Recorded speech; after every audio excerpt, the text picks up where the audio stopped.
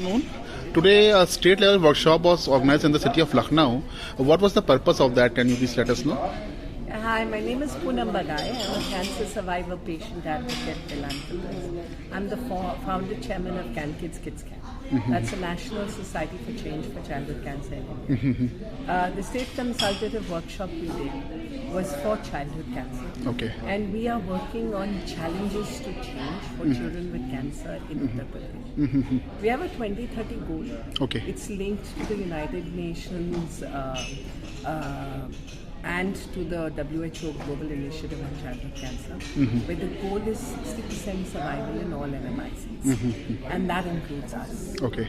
So what's interesting is that the worldwide every year 400,000 children are estimated to have childhood cancer, and that's between 0 to 9 years.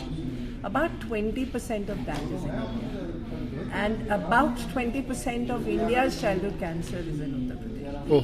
So Uttar Pradesh is 4% of the world's childhood cancer.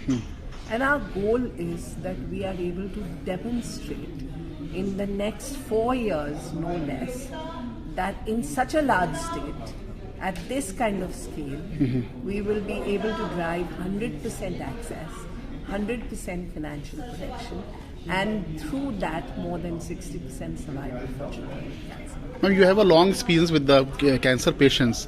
How do you see that? Has the cancer decreased in our nation, or the patients are increasing? Cancer overall is increasing, and I think it could be for multiple reasons, including that we're living longer, including that it's getting detected more, including that we are being able to actually help get more and more people treated.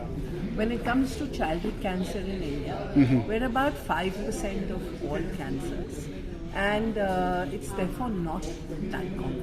But the important pieces for us to remember are that if the incidence or the estimated burden of childhood cancer is about 76,800 each year, it still is up there, almost up there with breast, cervical and oral cancer. Now, the Government of India's policies have been for 30 years and up. So they have focused on cervical, breast, oral, but they have not focused on childhood cancer. And yet, childhood cancer has the highest survival rates worldwide. Okay. So our goal is, it's a question of equity. 80% of survival rates in developed countries, right, which are seeing 20% of the childhood cancer.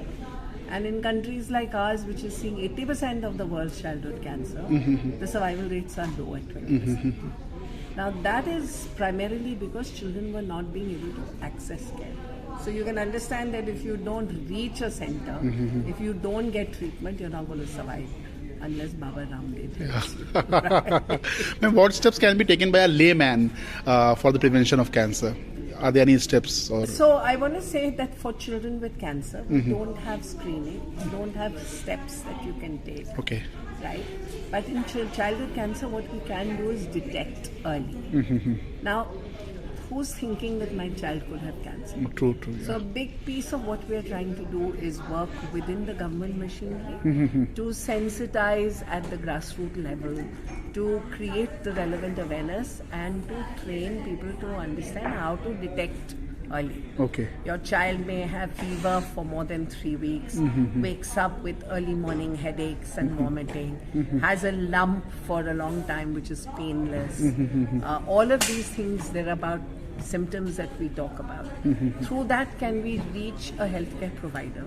Is the healthcare provider making sure that the child is detected and diagnosed quickly and then referred to a cancer center? So when we work with the government, what we are doing is working within the government machinery at all the community level, at the civil society level, through the media, but also through the ASHA, the Anganwadi, the medical officer, the RBSK, the E-Sanjeevani, and the entire fantastic machinery that state governments have created, through which we can try to help create this early detection. Once we've been able to think that a child may have cancer, then the next step is to get the child diagnosed quickly. And we have so many stories where children went to multiple places and just didn't get diagnosed. And that results in delays in them reaching cancer centers. Many times people don't know where to send them. So again, working with the government to disseminate the information is important. Right? And that is something that we do as well. Are we running any awareness campaigns in the society so that people can get aware of the cancer? We have a full childhood cancer calendar. Okay. And starting with 4th February, which is World Cancer Day. Oh, okay. And 15th February, which is International Childhood Cancer Day. So through the month of February, we do a lot of Gold India, because gold is the color of childhood cancer. So everybody knows pink and breast cancer. But for the last decade almost, we've been working on Gold India, Go Gold India. Gold is the color of childhood cancer. Through the month of February, we do that. Through the month of May, we work on eye cancer because it's the retinoblastoma week. In the month of June, it's the National Survivors Day. And we highlight that when children survive, they thrive. And we work with our survivors on making sure, A, that they thrive, B, that their late side effects are looked after. But also our survivors do a lot of what you were asking, awareness, Nukkad Natak, flash mobs. Because when somebody sees a survivor, they're going to say, yes, if this child can survive, so can mine. And it's sort of, A, not only takes care of people coming for the treatment with their children, it also takes care of society believing that cancer can be cured. And that fights stigma. Thanks for talking with us, ma'am. We wish you a good day ahead. Thank you so much. So today's consultative workshop has really ended on a high note because in the workshop, as I said, there was government, there was the Principal Secretary, Health, ACS, Mr. Ghosh. He said, yes, there will be a pediatric cancer task force. There will be a state teleconsultation and tumor board for pediatric cancer. And that will then integrate into the cancer care efforts of the UP government. So I think that was a big thing for us, that we will be able to work together with that. The government has started district daycare chemotherapy centers, and there was an agreement that we can provide pediatric cancer guidelines so that when children reach a district daycare chemotherapy center, they are treated in the right and the best way. There was a whole agreement today about how all stakeholders can work together. And that to us is very important, because what we're trying to say is that we will be able to demonstrate with UP actually about how at scale we can make a difference to childhood cancer in the world. Thank you. Thank you. कृपया अपना शुभ नाम बताएं। मैं doctor सक्षम हूँ और मैं अभी राम मनोहर लोहिया अस्पताल में मेडिकल ऑन्कोलॉजी डिपार्टमेंट में असिस्टेंट प्रोफेसर हूँ और अभी मैं वहाँ तरह तरह के कैंसर का ट्रीटमेंट कर रहा हूँ। सर, उत्तर प्रदेश की राजधानी लखनऊ में आज राज्य स्तरीय कार्यशाला का आयोजन किया गया था, उसके विषय में कुछ जानकारी दें। तो हम ये प्रोग्राम कर रहे हैं जहाँ पे हम बच्चों के कैंसर के ट्रीटमेंट में जो भी परेशानियाँ आती हैं उन परेशानियों के बारे में डिस्कशन था और उन परेशानियों के लिए कैसे सरकार, कैसे जो कि ब्रॉड स्पेशलिटी के डॉक्टर्स होते हैं वो, कैसे आशा वर्कर्स, कैसे NGOs, कैसे कॉर्पोरेट सोशल रिस्पॉन्सिबिलिटी जो प्राइवेट फर्म्स जो कि प्रॉफिटेबल फर्म्स होती हैं उनका जो CSR विंग्स होते हैं वो कैसे हमें फंड्स दे सकते हैं, उसके थ्रू हम कैसे एक कैपेसिटी बिल्डिंग, रिसोर्स बिल्डिंग कर सकते हैं एंड हम अपने इस साइंस को और इस साइंस के थ्रू सर्विसेज को कैसे हम इम्प्रूव कर सकते हैं उसके बारे में ये प्रोग्राम था। एंड आई होप कि इस प्रोग्राम के थ्रू हमारा ये मैसेज जाए हर लेवल पे कि अब लखनऊ में भी सारे बड़े बड़े अस्पतालों में सारे तरह के कैंसर का ट्रीटमेंट अवेलेबल है। स्पेशली नहीं, हर तरह के कैंसर का अवेलेबल है। इनफैक्ट बच्चों के कैंसर का भी ट्रीटमेंट अब अवेलेबल हो गया है। और पैसे की भी जो दिक्कतें आती हैं, जो पहले पेशेंट्स डर जाते थे कि हम इतना महंगा ट्रीटमेंट अफोर्ड नहीं कर पाएंगे, तो उसके लिए भी सरकार की तरह तरह की स्कीम्स हैं। उन स्कीम्स के थ्रू हम कैंसर का ट्रीटमेंट कर सकते हैं। डॉक्टर्स भी सारे लखनऊ में अवेलेबल हैं, तो सारी तरह की फैसिलिटीज़ अब लखनऊ में है, तो आपको टाटा, मुंबई या एम्स दिल्ली जाने की ज़रूरत नहीं पड़ेगी। और कैंसर से डरना नहीं है, संघर्ष करना है और कोशिश करना है कि कोई भी बदलाव, कोई भी ऐसी शक या कोई भी ऐसी डायग्नोसिस बने तो डरना नहीं है। आपको तुरंत किसी न किसी नियरेस्ट कैंसर एक्सपर्ट डॉक्टर से परामर्श जरूर लेना है और ट्रीटमेंट को शुरू करवा देना है, ये क्योंकि बाद में बहुत लेट हो जाती है। आप कैंसर के रोगियों का उपचार कर रहे हैं, उनके उपचार में ऐसे कौन से संघर्ष आते हैं आपके सामने जो आपको लगता है कि ये बहुत बड़ी समस्याएं हैं?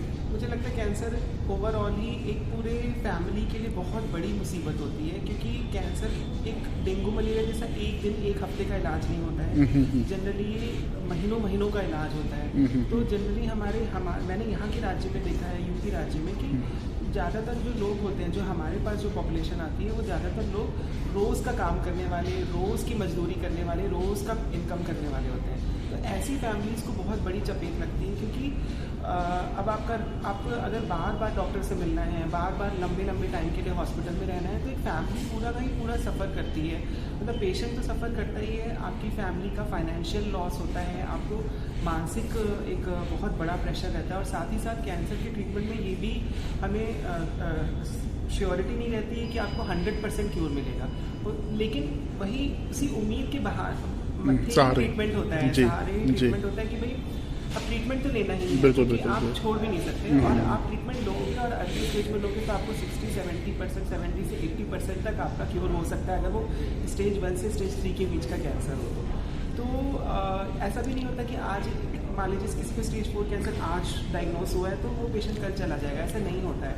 तो वो कई बार स्टेज 4 कैंसर का भी ट्रीटमेंट इसलिए लेना होता है क्योंकि वो बहुत टाइम लेता है एक पेशेंट उस पेशेंट का जो मृत्यु होती है ना, वो भी बहुत दर्दनाक और बहुत ही लंबे समय से होती है। तो इसीलिए क्या है ना, अभी सरकार का ये बहुत बड़ा मिशन हो गया है कैंसर। और पहले कैंसर कहीं कहीं किसी पूरे गांव में एक पेशेंट को पता चलता था, अब कैंसर भी डेंगू मलेरिया की तरह हर कॉलोनी में अड़ोसी पड़ोसी आप किसी से भी बात करें, हो सकता है लोग आपको बता नहीं रहे हो, वरना तो आजकल हर तीसरे चौथे घर में कोई ना कोई एक पेशेंट आपको कैंसर का ज़रूर मिलेगा। तो इसीलिए सरकार इतना स्ट्रेंथनिंग कर रही है, डॉक्टर्स का, सुपर स्पेशलिस्ट का, मेडिकल कॉलेजेस का, हर जगह डिपार्टमेंट्स खुल रहे हैं, सारी फैसिलिटीज़ लाई जा रही हैं, सारे तरह के फंड्स जनरेट किए जा रहे हैं, आयुष्मान कार्ड आ रहा है। तो आई होप कि इन सब से आगे 20-25 साल बाद एक बहुत ही बड़ा बड़ा चेंज आए कैंसर के ट्रीटमेंट में, हमारे राज्य में भी और हमारे शहरों में, मतलब टायर 2 सिटीज़ में। आपने 20-25 साल बाद की आशा जगाई। क्या पिछले 20-25 सालों में आपको क्या लगता है कैंसर की क्या रोगियों की संख्या बढ़ी है या कुछ बढ़ी है या बढ़ी भी है और अब डायग्नोज भी हो जा रहे हैं। अच्छा। पहले क्या हो जाता था कि एक पेशेंट की डेथ हो गई तो हमें नहीं पता भाई कि वो किस वजह से हुई है ना, हम शायद डायग्नोज ही नहीं कर पाए। जी। तो अब तो क्योंकि हमारे पास फैसिलिटीज बहुत अच्छी अवेलेबल हो गई हैं, सीटी स्कैन हर जगह अवेलेबल हो गए हैं। पहले कहाँ सीटी स्कैन MRI कराने के लिए एक आदमी को गाँव से बहुत बड़े शहर जाना पड़ता था। अब तो सरकारी वो पॉलिसीज के थ्रू, MOUs के थ्रू सीटी स्कैन भी बहुत ही चीप रेट्स में हो जा रहे हैं। तो सीटी स्कैन कई सारे तो वो सीटी स्कैन ही लेकर के मेरे पास आते हैं ओपीडी में, वही सीटी स्कैन की रिपोर्ट वो जो सरकारी MOU से होती है, उसमें CA lung, CAGB, gall bladder का कैंसर, ये सब लेकर के आते हैं सिर्फ सीटी के बेसिस पे।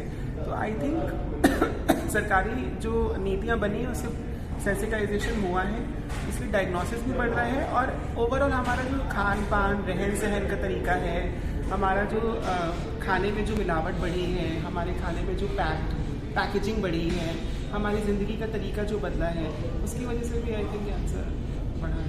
एक लेमैन जो साधारण आदमी होता है वो कैंसर से किस तरह रोकथाम कर सकता है, कैसे बच सकता है? अच्छा, तो कैंसर से रोकथाम करने के लिए सबसे पहले तो आपको एक सादा जीवन जीना है। सादा जीवन जीना मतलब कि हरी सब्जियां खाइए, रंग बिरंगे फल खाइए, सीजनल फल खाइए, है ना, और एक्सरसाइज करिए। हर दिन में आपको कम से कम आधा घंटा किसी भी एक तरह की एक्सरसाइज के लिए निकालना होता है। मदिरा और स्मोकिंग, इन 2 चीज़ों से दूर रहिए, जितना कोशिश करें उतना दूर रहिए। और तंबाकू मत खाइए, है ना। और तरह तरह की जो वैक्सीन्स आ रही है, उन वैक्सीन्स के लिए अवेयर रहिए और वो वैक्सीन्स लगवाइए। जैसे HPV वैक्सीन आ गई है, सरकारी फ्री वैक्सीन्स आ गई हैं, तो वैक्सीन्स लगवाइए।